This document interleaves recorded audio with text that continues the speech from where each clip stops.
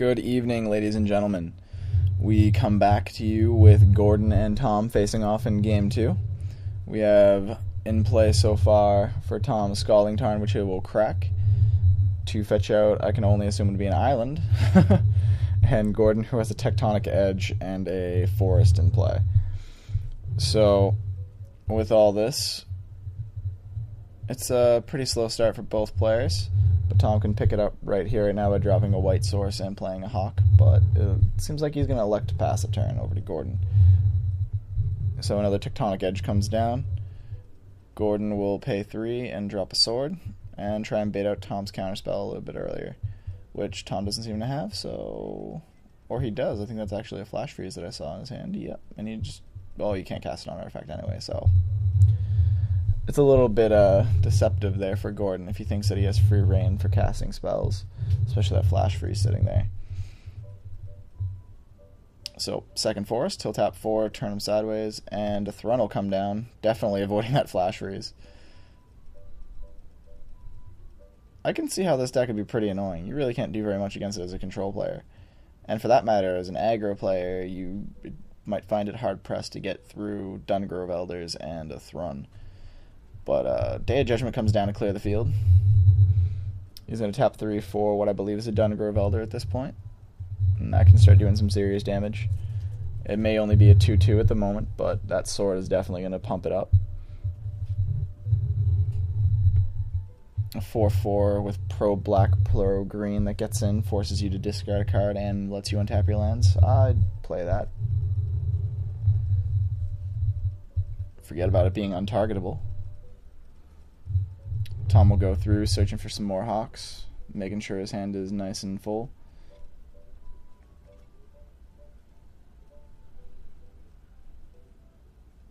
And just so much advantage from this Cawblade decks. It's actually going to be lost upon rotation by losing the Cawblade.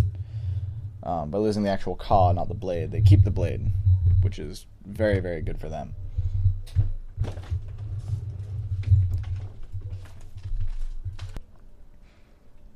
So Gordon will untap, draw his card, which seems to be a Forest, play it, electing not to shuffle, and give the thought that he may have had one in hand, but at that point he played 2 Tech Edges first. That doesn't really happen very often. So he's going to immediately Tech Edge out that Inkmoth Nexus. He will sword up that Dungrove Elder, and declare that he's entering battle. He'll send it in. Hawk will go to the yard. Not like it's of any consequence, but it's definitely going to make his board presence needed with more mana-intensive creatures. So he's going to have to devote more mana right now to bring those hawks on board. At this point, I might play the second one, just to make sure that you have one for the next turn. You don't have to be so mana-reliant on it, and gives you a free turn to drop something like that sword and set up. We'll send it in. Hawk goes to the grave. But I know Tom is definitely worried about him dropping something else, and keeping that Flash Freeze up is very important. And that's definitely a good answer. Day of Judgment gets him there.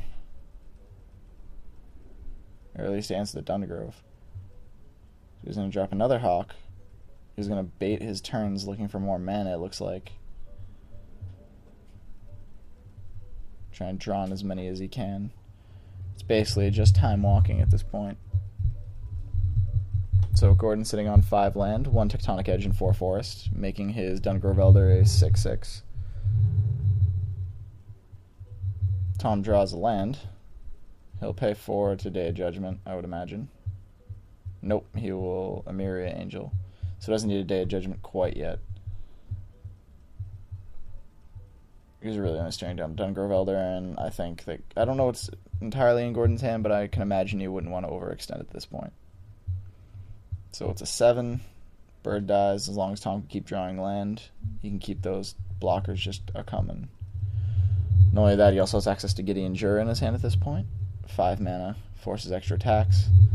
And then that's... yeah. It's a big game. At this point, if I was Gordon, I might consider dropping the Garrick. Well, he'll drop another Dungrove Elder. So Tom draws a Preordain for his turn. Preordain can get in there, dig for some additional lands, keep that blocking prospect going, but he's going to be taking more and more damage as this goes along. His fallback plan can always be that Day of Judgment in his hand. So he does get 2 lands on the top, a Tectonic Edge and a Colonnade. I think the correct play here is to take the Colonnade and leave your options open unless you want to cast that Gideon Jura. And he'll Tech Edge in response. He's going to add the mana.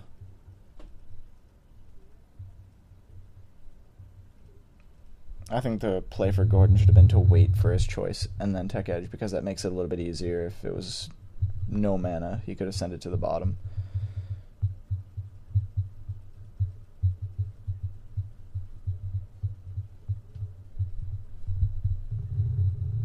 Tom's still deciding. I might personally, keep them both on top, especially in light of the Tectonic Edge. He'll play his Tectonic Edge, get another birdie. He'll pay 2 mana for a third birdie, or a second birdie. The other's died. All the birdie brothers are dead. So let's see what Gordon has here.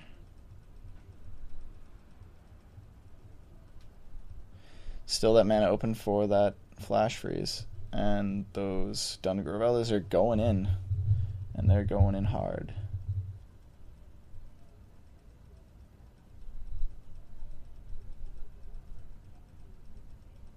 Power levels being determined. Bird blocks, and Tom looks like to be taking the other Dungravelder's damage, which seems to be about 5 or 6. So Gordon will drop his Tectonic Edge for the turn. And I think he's going to try and keep him off mana right now while he can. And definitely don't let him add it to the pool like he has the last 2 times on Tech Edge. Or I'd hope that would be the play.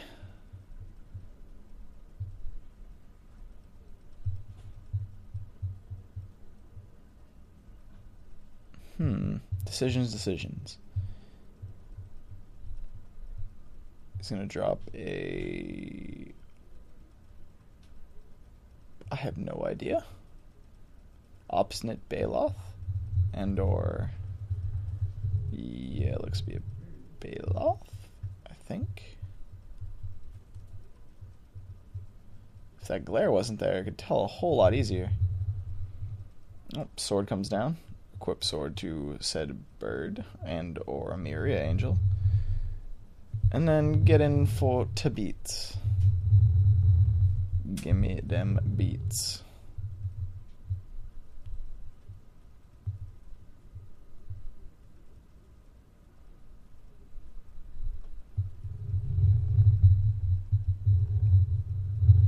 Yep, there you go.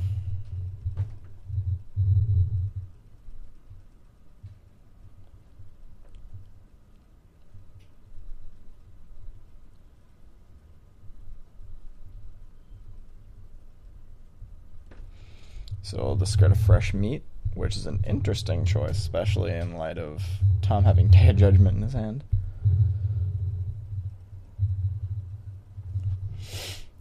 Tom will use all this freshly untapped mana. Excuse me, tired. Tom will tap 4 and Day of Judgment the field. Interesting choice.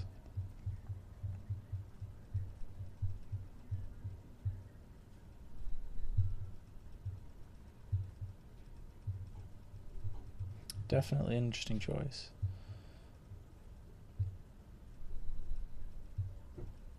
Now at this point, if Gordon had another land, he would be able to drop his Garrick, and be able to create some beasts. And keep that Tectonic Edge open, because really the only threat at this point is Colonnade. And you can always respond to him Tech Edging your Tech Edge at end of turn with Tech Edging his Colonnade, sending him down 2 lands and you down none. But Tom, I don't think, would do that. But if any player in your circle has, try to Tech Edge your untapped Tech Edge at end of turn. If you chain yours, they lose 2 lands, you lose none. Assuming that they have more than 4. Or are exactly 4 after the Tech Edge. You can send them down from 5 to 3, 4 to 3... or 4 to 2.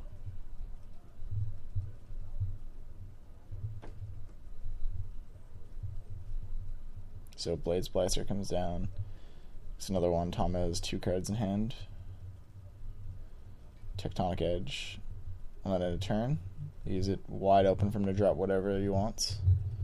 3, 4, 5. Is that Garrick? That is the Garrick. Finally getting some space in that hand. And he'll drop a Bird's Paradise. He's going to make a fuzzy little beast token. And I believe he's probably going to ship that turn right on over.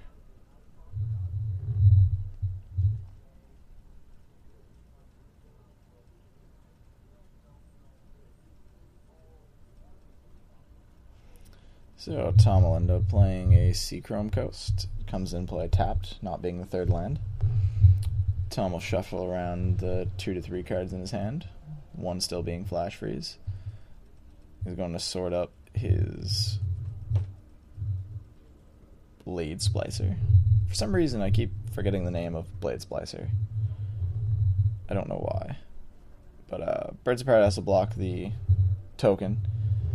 He'll take 3 regardless.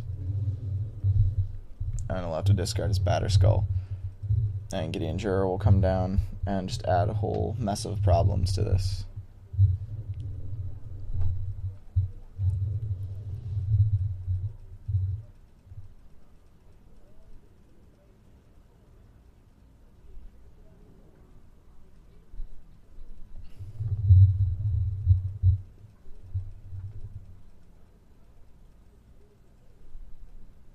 Pretty good there.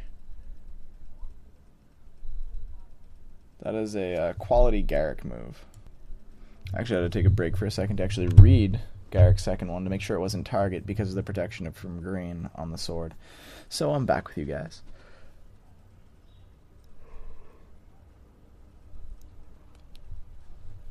Now that beast is going to beat in, or I would imagine it would beat in, and go crazy on that Garrick. Or he's just going to... Yeah, that's pretty good. Beast Within works very well on a Gideon Jura. Pro green. So he's going to take 5. He's going to have to discard a card, which is the Flash Freeze. Pretty good. He gets to untap. Tap 3, 4, 5 again. For an Acidic Slime, killing his sword. And he's going to equip the sword to the Acidic Slime. Pretty big turn. Pretty big turnaround.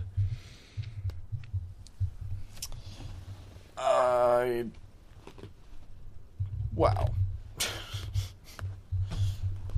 It's a pretty good turnaround for a turn.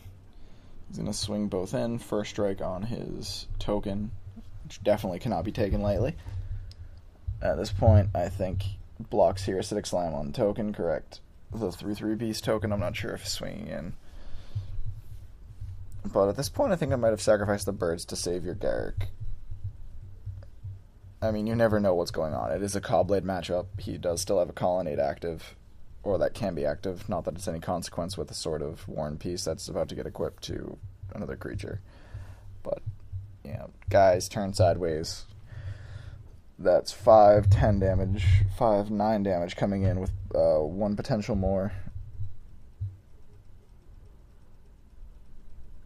Tom itching and scoop. Alright guys, we're going to follow on to game 3 with this one all tied up 1-1. Check out the video, subscribe, like it, share it with some of your friends, let us know, give us some feedback. See you then.